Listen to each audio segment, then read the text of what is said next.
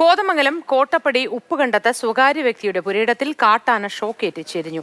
ആന പന മറിച്ചിടുമ്പോൾ ടവർ ലൈനിലേക്ക് വീണ് അപകടമുണ്ടായെന്നാണ് നിഗമനം. വിവരങ്ങളുമായി പ്രദീപ് ജോസഫ് ചേരുന്നു. പ്രദീപ് ജോസഫ്, ഇതെപ്പോഴാണ് സംഭവം? സ്ഥലത്ത് വനപാലകരും വനം വകുപ്പ് ഉദ്യോഗസ്ഥരും ഒക്കെ എത്തിയിട്ടുണ്ടോ?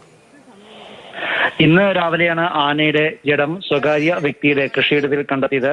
ഏറെ കാട്ടാന ശല്യമുള്ള പ്രദേശമാണ് കോട്ടപ്പടിയും അനുബന്ധ മേഖലകളും.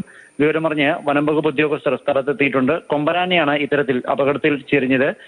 സ്വകാര്യ വ്യക്തിയുടെ ഭൂമിയിലേക്ക് അതിക്രമിച്ച് കയറിയ കാട്ടാന അവിടെ നിന്ന് പന മറിച്ചിടുന്നതിനിടെ ഈ പന 11 kV ലൈനിൽ തട്ടി.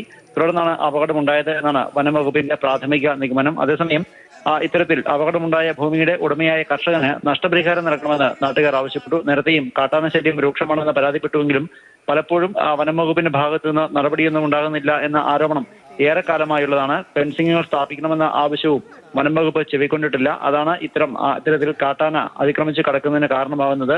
കൃഷിനാശമുണ്ടായ കർഷകന് നഷ്ടപരിഹാര തുക നൽകണം എന്നുള്ളതാണ് ആവശ്യം. എന്തായിരുന്നാലും കുറച്ചു സമയം മുൻപ് വനം ഉദ്യോഗസ്ഥരുടെ നേതൃത്വത്തിൽ കാട്ടാനയുടെ ജഡം ലോറിയിൽ കയറ്റി സ്ഥലത്ത് നിന്ന് മാറ്റിയിട്ടുണ്ട്.